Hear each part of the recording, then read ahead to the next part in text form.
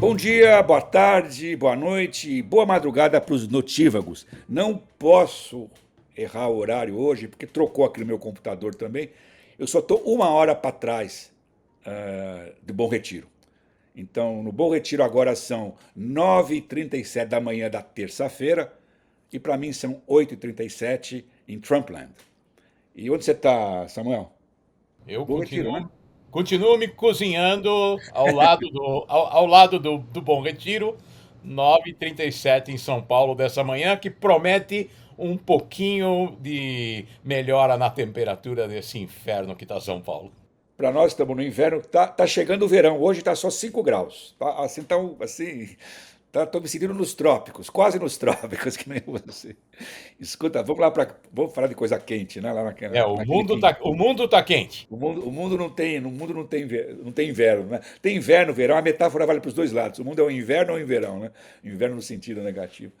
Bem, da nossa novela, só para passar rápido, são tantos assuntos como sempre no nosso papo, Samuel.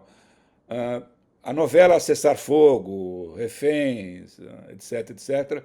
O que me impressionou o aprofundamento do racha, na verdade, entre o governo Trump e Israel.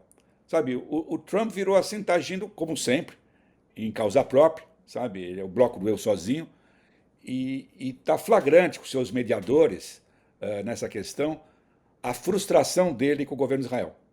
Israel expressa também sua insatisfação de maneira mais discreta, já conversamos sobre isso, mas eu não estou vendo nenhuma novidade concreta, além desse estado de espírito dos americanos em relação a Israel. Inclusive, o emissário dele para essa questão deu várias entrevistas na televisão de Israel, na televisão americana, vários canais, e falou barbaridades. Depois eu vou dar o prêmio para ele, eu vou dar um mau retiro hoje, eu estou antecipando para esse Adam Bowler, que é o emissário do Trump para lá. E basicamente ele diz o seguinte: nós não somos agente de Israel, a gente tem nossa agenda. O governo americano tem nossa agenda, Israel tem sua agenda. Imagine, eles não são aliados, não tem que trabalhar. Então, o que eu estou vendo de novo, se você tiver uma novidade para me contar, eu agradeço, eu não vi nada. A novidade é que aparentemente acabou a lua de mel entre o Trump e o Netanyahu, ou pelo menos essa primeira fase da lua de mel, e eu não posso nunca deixar de me colocar, não consigo nunca deixar de me colocar no lugar das famílias dos reféns. Então, quando a gente comenta aqui que não tem nenhuma novidade, isso significa a tragédia das famílias dos reféns. A agonia, a agonia, Exato. Estão a agonia. imaginando os seus entes queridos lá, enterrados nos túneis do Hamas, enquanto tudo isso está acontecendo na superfície. O Trump preocupado em libertar um refém que tem passaporte americano e os emissários indo para cá e para lá sem nenhum tipo de proposta concreta que possa trazer uma nova etapa para as negociações. Nós continuamos estagnados, os israelenses dizem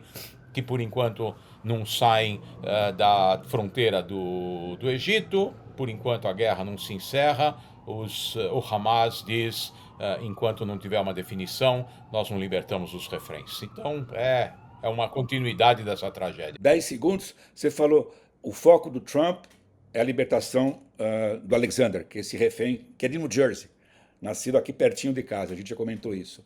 Mas mais do que isso, o que você vê é o modus operandi do Trump, não é só em Gaza, Israel, Irã, Ucrânia, ele quer um acordo. A sofreguidão do Trump é por acordo. Não quer dizer que vai ser um bom, ele quer acordo, qualquer acordo. Ele não, sabe? Então você fica preocupado. E que acordo que ele vai tentar impor, digamos assim, né? Pode ser Talvez bom. a, talvez a única boa notícia dessa pressão do Trump por um acordo seja o fato de que ele está dando liberdade para os israelenses se manterem firmes na sua posição, ao contrário do que acontecia no governo Biden, em que havia pressão sobre Israel para ceder. agora nós estamos vendo um respaldo às posições mais duras de Israel, inclusive nesses dias os israelenses cortaram o fornecimento de energia elétrica para a faixa de Gaza, principalmente para o suprimento de água. Então isso exerce uma enorme pressão que sobre o Hamas não faz muito efeito, porque para o Hamas, se a população civil palestina está sofrendo ou não, não faz diferença nenhuma, ou até um elemento positivo. Mas talvez a comunidade internacional vai exercer algum tipo de pressão se houver um aumento da crise humanitária na faixa de Gaza. Semana passada a gente estava tendo um tom de leveza, falando da Síria. Eu contei, entre aspas, uma boa piada, né, da geopolítica síria. E tem que explicar que quando a gente gravou, a gente não tinha uma dimensão ainda do horror que está em curso na Síria, né? A Síria é um palco de massacres sectários, genocídios, né? E eu sempre tomo muito cuidado com informação e desinformação sobre a Síria. Todo mundo tem agendas e etc, etc. O fato concreto é que houve, primeiro, depois de choques entre as forças do novo regime, com remanescentes do regime Assad, e dali a coisa degringolou para massacres sectários, focando basicamente em alauítas, né? A gente já conversou sobre isso, minoria 10% da população, que era sustentáculo do regime Assad, inclusive no exército, força de segurança, etc., e são os alvos preferenciais desses massacres, né? Parece que a coisa controlou. Essa é a primeira fase, depois você fala. Eu vou dar meu pitaco mais opinativo sobre isso. É muito comum nessas horas a gente ouvir a seguinte expressão: ah, você viu como piorou? Bom, era melhor, né? Com o Assad era ruim, mas é pior sem ele. Eu não tenho essa visão, que eu não comparo genocídios, sabe? Assim, como era melhor com o Assad? Era assim também. Ah, com o Gaddafi era melhor na Líbia, com o Saddam Hussein era melhor. Ah, eu não tomo esse caminho. Você não quer. Eu quero uma outra via para esses países. Eu sei que é impossível, mas eu não lamento, eu não tenho saudades nenhuma do Assad, que está na sua Dolce Vita, no exílio russo, né? Então, essa é a primeira observação. A impressão que eu tenho, ninguém morre de amores pelo novo regime da Síria, eu não morro, mas eu não coloco ele numa categoria jihadista raiz. Eu acho que ele é um cara esperto, ele não tem o controle da situação, mas a impressão que eu tenho é que ele quer, de certa maneira, não fazer uma conciliação, ele quer normalizar o país e ter o controle do país. Ele não está interessado em massacre de outros grupos de cristãos, alauítas, de drusos, não interessa, não interessa. Ele quer consolidar seu poder. Ele viu as lições de outras situações. Ele não quer, ele talvez não consiga, ele não tem controle sobre todo mundo ali na base, especialmente os jihadistas estrangeiros, mas não interessa para ele. É isso. Eu vi que você ficou inquieto, você quer falar. Primeiro, obviamente, nós está muito cedo para chegar a algum tipo de conclusão. Não importa o que ele tem declarado, a forma como ele tem se vestido, se ele usa uma túnica, ou se usa terno e gravata, se ele aparou a barba ou não, tudo isso é perfumaria. Nós temos que analisar aquilo que está acontecendo. E eu sou, para manter a nossa tradição, eu sou o cara que vê a metade do copo vazio. Eu esses dias escutei uma ótima expressão. O pessimista é o otimista com experiência.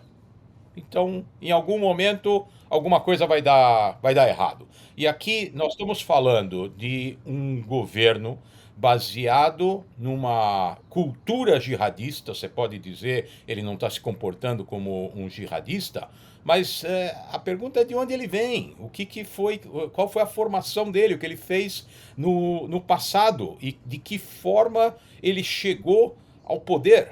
Não só no contexto em que ele atuava antes, mas como ele chegou ao poder na Síria, pela força das armas, pela eliminação dos seus adversários. E o que nós vimos nos últimos dias em relação à minoria alauíta, que é o remanescente do governo do Assad, foi um massacre que dizem que é de mais de 1.000 civis que foram mortos. Então, a gente já acostumou a depurar um pouco as notícias quando dizem que tantos civis foram mortos, porque em Gaza isso nunca é Exatamente. verdade. Mas, Muito então, cuidado com essas. vamos dar O desconto. um desconto para isso. Mas não há dúvida de que essas forças militares, que agora supostamente deveriam ter o monopólio do poder na Síria, estão atuando contra os agentes do ex-governo.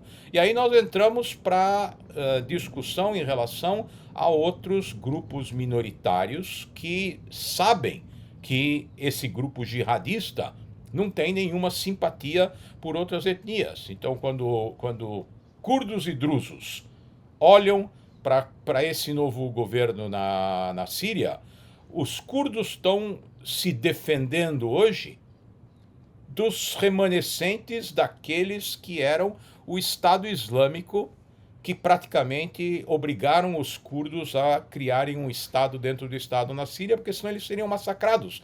Então, por que esse novo governo vai se comportar de forma diferente? Essa é Dois a minha. pontos. Você entrou no gancho dos. Primeiro, o Estado Islâmico é um raro caso de consenso. Todo mundo é contra o Estado Islâmico. Putin, americanos, turcos, os sunitas, ninguém gosta do Estado Islâmico. Obviamente que houve uma coalizão global contra o Estado Islâmico. Eles foram derrotados. Chegamos no ponto. O que os curdos fizeram essa semana?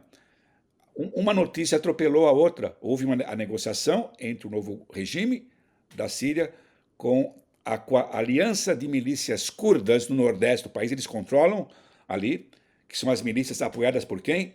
Pelos americanos. Tem 2.000 soldados americanos lá.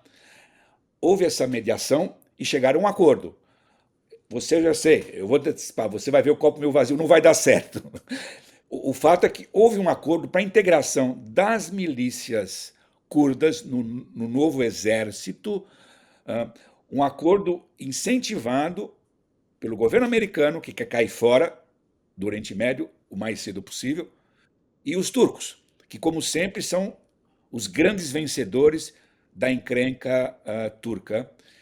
Então, eu acho esse acordo importante. Junto com isso, não vou botar ninguém para dormir ouvindo nosso papo sobre curdos, drusos, também com os curdos na Turquia, o líder político dos curdos do PKK, que está na prisão, decidiu pelo cessar-fogo dos curdos na Turquia. Ou seja, é uma grande vitória para a Turquia, ou seja, esse pragmatismo das milícias curdas.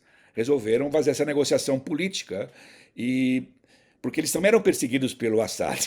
Eles não tinham cidadania em muitos casos. Agora, nesse caso, eles vão ter mais integração na sociedade. Junto com isso, as primeiras notícias, você sabe, está muito enrolado também no sul da Síria, ali perto de Golã, que milícias drusas também estão negociando para a integração no exército sírio. Ou seja, só volta ao meu ponto anterior. Se ele anda de túnica ou de farda ou para a barba, não, isso é secundário, além de relações públicas. O fato é que, em termos estratégicos, ele quer controlar o país. Então, para controlar o país, ele tem que fazer acordo com os outros grupos. É isso, essa é a situação. E o Jolani, né, ele chama Jolani, o nome de guerra dele, Sahara, ele quer fazer acordo com todo mundo, sabe? Para controlar o país, só isso. Mas, Caio, esse é o princípio do monopólio da força que qualquer governo tem que Estado, perseguir. não governo, Estado. Isso não é governo. Um Estado que é base de Exato, políticas. esse governo quer ter o monopólio da força, porque senão ele não consegue controlar o Estado. Que não é guerra civil eterna, claro. Mas vamos olhar um pouquinho para a história do Oriente Médio. Onde é que isso foi bem sucedido? Olha o que acontece no Líbano. E Israel foi bem sucedido. Israel Israel foi foi bem bem sucedido. sucedido Em porque 48. O Ben Gurion bombardeou um navio Exato, que trouxe armas exato, para aqueles que eram os seus opositores. exato. Então, foi bem sucedido através de um ataque contra a oposição e a genialidade do Begin naquela época, que disse: eu não vou começar uma guerra civil aqui no novo Estado judeu. Então foi essa combinação que permitiu que isso acontecesse em Israel, mas isso não acontece em outros locais do Oriente Médio. O Líbano está vivendo essa guerra fratricida porque as milícias não se desarmaram, já lá na época da Guerra Civil e depois com o Hezbollah. E aqui, os drusos e os curdos, eu aposto com você aqui, se você quiser, nós estamos gravando esse podcast, ele vai Aposto um estar disponível. falafel. Eu aposto que as milícias não vão se desarmar. Eles vão fazer todos os acordos que puderem ser feitos para integração nas forças armadas da Síria, mas os drusos vão dizer: nossas forças vão se integrar ao exército da Síria, mas vão ficar aqui no sul, onde vivem as comunidades drusas. E os curdos vão fazer a mesma coisa lá, porque eles têm muito mais medo dos turcos do que eles têm do próprio novo governo sírio. E eu volto a lembrar quem está nos escutando: esse novo governo sírio é o herdeiro dos fundamentalistas islâmicos sunitas que Al-Qaeda. Al-Qaeda. Era ligado ao Al-Qaeda. Al-Qaeda e Estado Islâmico, uma Não, esse é combinação. Al-Qaeda. Estado Islâmico, não vamos Al-Qaeda. Agora, só para terminar, para a gente trocar de assunto, lembrando que uma Síria forte, sob esse comando sunita, é má notícia para quem? Para o Irã e para o Hezbollah. Então, o rolo é enrolado, né? Então, escuta, vamos tocar. Ah, eu vou ser mais local, aqui em Nova York agora. É o assunto que é uma das grandes manchetes de hoje, desde ontem, que foi a detenção de um dos líderes dos protestos em Colômbia. Ele chama Mahmoud Khalil. Ele nasceu na Síria, mas família de palestina que veio de Israel. Ele casou com uma americana, ela está grávida, isso é muito importante, cidadã americana, e ele tem o green card, ou seja, ele tem residência permanente nos Estados Unidos, foi líder dos acampamentos, pregou violência, sabe, simpático ao Hamas, tudo isso. Ele está detido e o governo Trump queria já deportá-lo e mandá-lo embora do país. A deportação está suspensa por uma decisão de um juiz federal em Nova York, que é um judeu religioso, juiz Furman. Né? Eu tenho, como se diz em inglês, mixed feelings sobre o caso. Vou ser muito rápido para a gente não se estender. Vou ser muito sincero, se fosse um outro governo, by the book, de acordo com a lei, eu estaria à vontade. Esses canalhas, sabe, se não é cidadão americano, depende só se você pode ser deportado. Você tem que saber ler a lei, qual crime que ele cometeu ou não, se você provar o vínculo dele direto com uma organização terrorista, aí você pode deportar, mesmo que tenha green card. Ele não tem todos os privilégios de um cidadão americano. Meu medo é o seguinte: hoje o Trump está indo contra os ativistas palestinos, muitos pró-Hamas. E amanhã? O governo Trump é o que se diz em inglês slippery slope. Amanhã pode ser ele vai contra os ucranianos, não sei. Ontem o Musk chamou de traidor um herói de guerra americano, o senador Kelly, que estava na Ucrânia. Ele chamou de traidor. Imagina, um senador americano, democrata, na Ucrânia, herói de guerra, astronauta, chamou de traidor. Então, eu tenho problema com esse governo. Atitudes draconianas desse governo podem ser uma bola de neve. O que eu queria destacar rápido é o racha, isso que me preocupa muito, o racha dentro da comunidade judaica americana. Tem os suspeitos habituais. Os mais conservadores estão aplaudindo, os mais liberais estão condenando, dizendo que é uma afronta à primeira emenda, da livre expressão, etc, etc. Mas o jogo está um pouco fluido dos dois lados, mas é um racha grande hoje na comunidade, em templos, em sinagogas, inclusive sinagogas conservadoras, que não são tão liberais assim. Então isso é preocupante. Sabe? Eu acho que esse cara é esperto para burro, malandrão, tudo que ele fez desde o começo, sabe? E os dois lados sabiam que chega nesse ponto. O Trump queria essa provocação e ele também queria essa provocação. E nessa eu acho que, como comunidade judaica aqui, a gente passa por um rolo. Você quer falar alguma coisa sobre isso? À vontade. isso vem em conjunto, não é um ato isolado, isso vem em conjunto também com o cancelamento dos recursos 400 federais milhões de dólares da para a Universidade de Colômbia, Colômbia. claro, claro. Mas Exatamente, isso tudo que bem, jogou. essa medida é legal, não tem o que discutir. Caso o Sim, governo sim, americano não quer, não estamos mas discutindo, essa medida tudo bem. não, é uma A Colômbia está medida, pagando pelo que ele fez, tudo é bem. uma medida legal, mas está Não, claro, jogando não o estamos, ninguém está bebê discutindo. junto com a água, porque Claro, aí tudo bem, aí não estamos discutindo. tem Eu que, estou discutindo o caso tem que específico. tem que definir que programas da Universidade de Colômbia eventualmente vale a pena manter e que programas têm um critério que pode ser adotado como um viés de apoio a esse tipo de manifestações. Mas eles Você tem que estão provar, mas você tendo tem que tudo. provar. A história clássica que você estuda sobre a primeira emenda da Constituição Americana é o caso dos anos 70, quando o Partido Nazista americano resolveu marchar no subúrbio de Chicago. É uma história que todo mundo conhece. Que Cookie, tinha hã? Exato. Cookie. Cookie, que tinha desculpa o trocadilho, a maior concentração de sobreviventes do Holocausto nos Estados Unidos era lá, sabe? E marchou. E, e o Partido Nazista tinha um advogado judeu. Porque se o nazista pode marchar, por que um cara de extrema esquerda não pode marchar? Isso é a primeira emenda. A coisa complica se você provar que ele está fazendo apologia e promoção de violência de um grupo designado. Estou discutindo a lei agora, não estou discutindo o que eu gosto ou não gosto. Designado como terrorista pelos Estados Unidos. Então a questão legal agora vai ser muito enrolada. Eu não duvido que chegue na Corte Suprema. E, surpreendentemente, essa Corte Suprema, que tem uma maioria conservadora, já tem votado contra propostas conservadoras nesse E ela é começo. muito forte sobre a questão de primeira emenda. Liberais e conservadores, sabe? Isso é uma coisa. Nós estamos numa área muito. Vai ser histórico o que vai acontecer aqui. Nós vamos ver. Agora vamos, ao menos uma boa notícia. Você vai dar boa notícia sobre os Estados Unidos. Qual que é? Era do Hezbollah. Os Estados Unidos estão pressionando agora O Congresso. o Congresso dos Estados É. Unidos, tá? Vai começar a pressionar o nosso entorno aqui para conter as atividades do Hezbollah. Isso certamente é uma boa notícia e que vem em boa hora, porque eles estão tão pressionados lá no Líbano que provavelmente devem estar procurando algum tipo de escape para essa panela de pressão que eles estão sofrendo lá.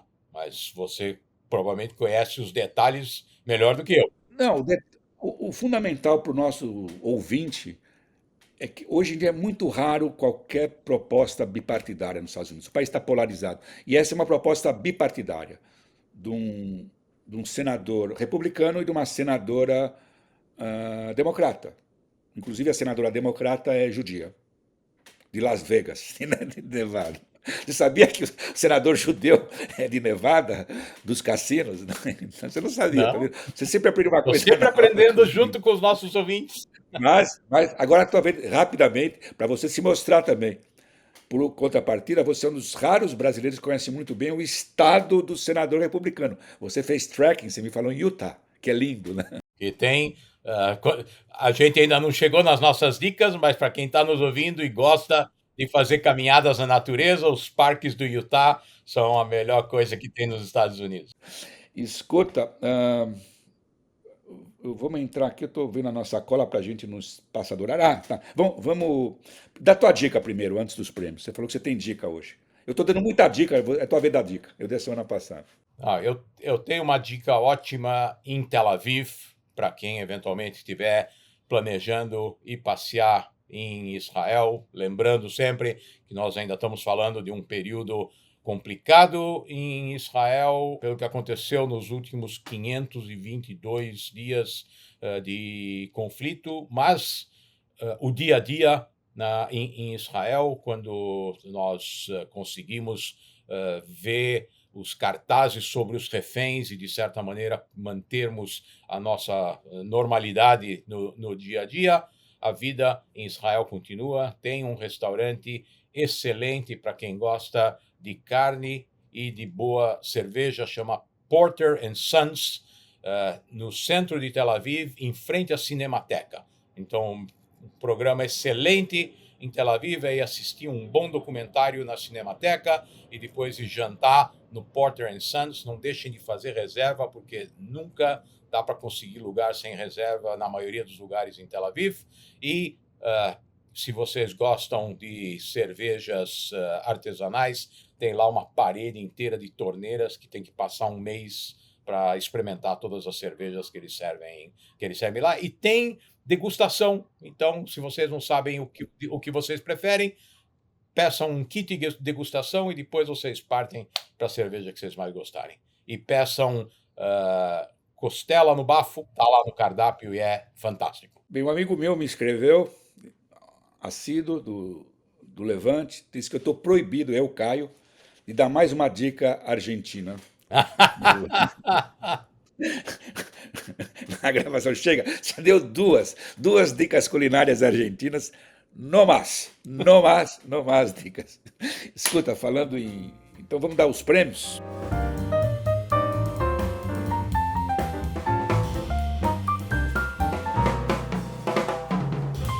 Vamos dar os prêmios aqui. Hoje eu estou generoso, eu vou dar um bom retiro e um mau retiro. Eu dou primeiro ou você quer dar primeiro? Pode dar, você vai dar dois, pode dar os dois primeiro. O meu bom retiro é fácil. É um cara que eu gosto muito. É um cara que chama Ahmed Fouad Al-Khatib. Ele nasceu em Gaza, ele mora nos Estados Unidos, é cidadão americano. É um ativista palestino com trânsito em tudo. Entre judeus, entre palestinos. Em geral, ele é mais odiado pelos palestinos hoje em dia do que pelos judeus, porque ele tem uma visão de dois estados. Que, imagine, um palestino de Gaza a favor de dois estados, ele é o cara fora da curva hoje em dia. Todo Gaza. Mundo que fala dois estados hoje está fora da curva. Está fora da curva, de qualquer lado, você tem razão. Mas no caso dele, o que é importante, porque eu estou dando um bom retiro para ele foi dar uma palestra em Universidade Americana, aqui no Jersey, inclusive, e adivinha quem estava protestando contra ele? Os ativistas pró-palestinos. Porque não gostam do cara. O Al-Khatib é um cara legal. Ele é um cara que está o dia inteiro na TV israelense, na TV do mundo árabe, a TV, porque ele foi criado aqui nos Estados Unidos, então ele fala inglês com o americano, sabe? É um cara muito articulado, é uma pessoa importante. Ele tem muito trânsito, todo mundo. Agora, e o mau retiro eu vou dar para esse papo do começo da nossa conversa, para o Adam Bowler, que é o emissário do governo americano do Trump para essas negociações de reféns. O que ele falou de burrada no domingo, em várias entrevistas a televisões de Israel, dos Estados Unidos, não tem... É priceless, como se diz em inglês. Entre outras coisas, na conversa, ele chamou os prisioneiros palestinos de Israel que vão ser trocados de reféns e chamou os reféns israelenses de prisioneiros. E disse que nas conversações é importante identificar o lado humano do Hamas. Isso, Freud explica. E vai por aí. É uma barbaridade, sabe? Eu estou surpreso que até agora o sujeito não ouviu o famoso "You're fired" do Trump. Porque foi um horror. Sabe, só as entrevistas. Foi um desastre. Um desastre. Ele está raramente, nunca aconteceu isso na minha vida. Eu vou elogiar os ministros da extrema-direita de Israel que estão dando cacete no cara. Sabe? Eu consegui, pela primeira vez na minha vida, eu estou alinhado numa questão com esses caras da extrema-direita de Israel. Porque foi um horror, mas foi um horror. Na CNN, nos canais de Israel, em todo lugar, foi um horror, foi um desastre. Então, foi até fácil desse mau retiro para mim, a tua vez. Não, e o pior de tudo foi a expressão que ele usou dizendo que os interesses de Israel e dos Estados Unidos não são os mesmos quando nós estamos falando de reféns israelenses. Exato. Nós não somos agentes de Israel. A expressão ele foi agente. Você concorda com o meu prêmio, então? Né? Concordo com os dois, plenamente. E o meu mau retiro, então hoje nós estamos com uma nuvenzinha negra aqui em cima, porque estamos dando dois prêmios mau retiro.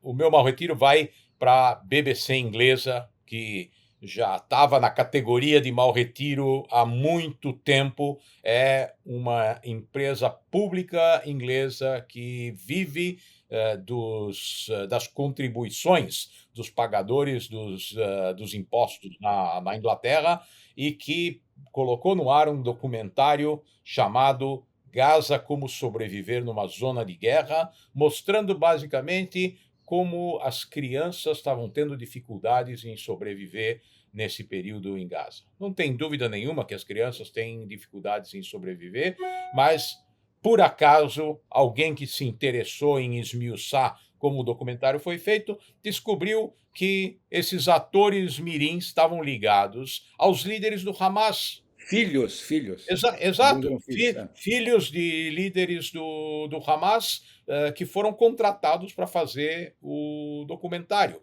Além disso, quando se olha para a tradução que foi feita dos diálogos em árabes, tinha aberrações como, por exemplo, quando as crianças falavam judeus, lá na tradução aparecia israelenses. Quando eles usavam o termo jihad, para dizer que aquilo lá é uma guerra santa contra os judeus, a palavra jihad não aparecia, o termo guerra santa não aparecia no documentário.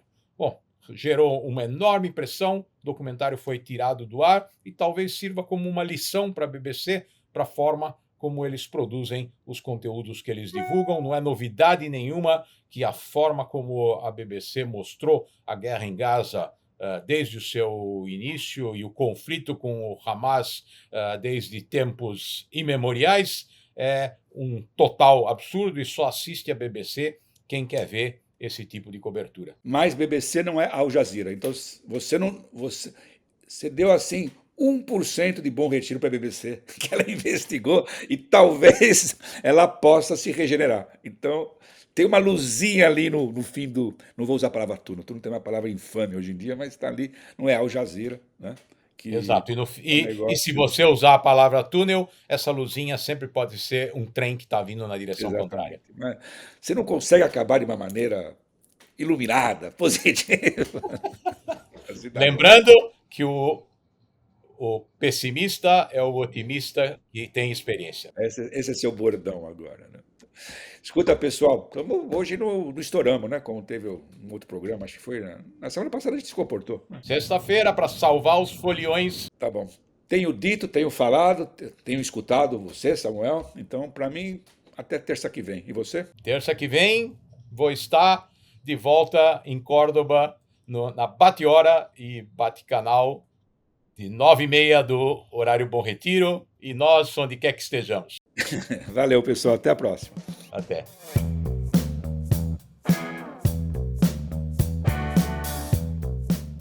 O podcast Levante é uma produção da Stand With Us Brasil.